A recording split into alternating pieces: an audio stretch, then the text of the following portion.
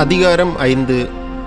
அப்பொழுது ஆகா என்னும் இறைவாக்கினரும் இத்தோவின் மகன் செக்கரியா என்னும் இறைவாக்கினரும் யூதாவிலும் எருசலேமிலும் வாழ்ந்த யூதருக்கு இஸ்ரேலின் கடவுள் பெயரால் இறைவாக்கு உரைத்தனர்.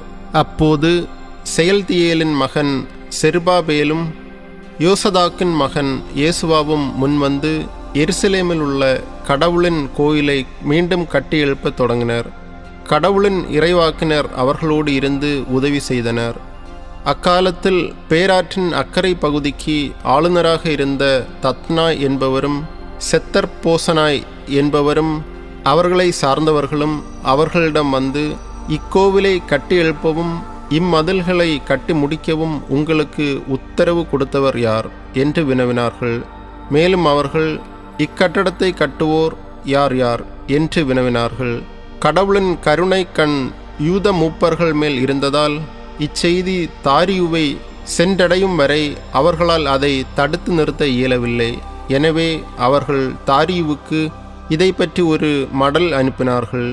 பேராற்றின் அக்கறை பகுதிக்கு ஆளுநராக இருந்த தத்னாயும் செத்தர்போசனாவையும் அவர்களை சார்ந்தவர்களும் பேராற்றின் அக்கறை பகுதிக்கு அதிகாரிகளாயிருந்தவர்களும் மடல் ஒன்றை மன்னர் தாரியுவுக்கு அனுப்பினார்கள். அவருக்கு அனுப்பிய மடலில் எழுதப்பட்டிருந்தது பின்வருமாறு: மன்னர் தாரியுவுக்கு எல்லா நலமும் உரித்தாகுக. மன்னர் அறிய வேண்டியது, யூதா மாநிலத்தில் உள்ள மாபெரும் கடவுளின் கோயிலுக்கு நாங்கள் சென்றிருந்தோம். பெருங்கற்களால் அது கட்டப்பட்டு வருகிறது. சுவரில் உத்தரங்கள் வைக்கப்பட்டுள்ளன. இவ்வேளை நுணுக்கமாகவும் விரைவாகவும் செய்யப்பட்டு வருகின்றது. எனவே அம்மூப்பர்களை நோக்கி, இக்கோவிலை கட்டி எழுப்பவும் இம்மதில்களை கட்டி முடிக்கவும் உத்தரவு கொடுத்தவர் யார் என்றும் அவர்களுடைய தலைவர்கள் யார் யார் என்பதை உமக்கு எழுதி அறிவிக்க அவர்களின் பெயர்களை கேட்டோம். அவர்கள் எங்களுக்கு சொன்ன மறுமொழியாவது, விண்ணுக்கும் மண்ணுக்கும் கடவுளானவரின் ஊழியர்கள் நாங்கள். பல ஆண்டுகளுக்கு முன் இஸ்ரேலின் பேரரசர் ஒருவர் கட்டிய கோவிலைத்தான் மீண்டும் கட்டி எழுப்புகிறோம். எம் முன்னோர் விண்ணக கடவுளுக்கு சினமூட்டியதால் அவர் பாபிலோனின் மன்னரும் கல்தேயருமான நெபுகத்நேசரின் கையில் அவர்களையும் இக்கோவிலையும் ஒப்படைத்தார். அவர் இக்கோவிலை அழித்தார். மக்களை பாபிலோனுக்கு நாடு கடத்தினார்.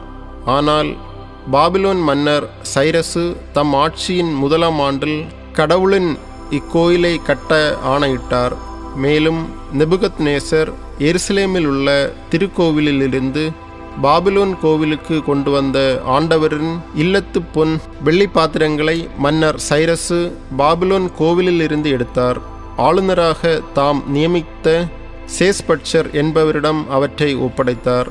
மன்னர் அவரிடம், இப்பாத்திரங்களை எடுத்து கொண்டு போய் எருசலேம் கோவிலில் வை. கடவுளின் கோயில் முன்பு இருந்த இடத்திலேயே கட்டப்படட்டும் என்றார். எனவே சேஸ்பட்சர் திரும்பி வந்து எருசலேமில் கடவுளின் கோயிலுக்கு அடித்தளமிட்டார். அன்று முதல் இன்று வரை அது கட்டப்பட்டு வருகின்றது. ஆனால் முடிவு பெறவில்லை. ஆகவே இப்பொழுது மன்னர் விரும்பினால் பாபிலோனில் உள்ள தமது கருவூலத்தில் தேடி பார்க்கட்டும். எருசலேமில் கடவுளுக்கு கோவில் கட்ட சைரசு மன்னர் கட்டளை கொடுத்திருக்கின்றாரா என்பதை அறியட்டும். இதை குறித்து மன்னர் தம் விருப்பத்தை எங்களுக்கு தெரிவிக்க வேண்டுகின்றோம்.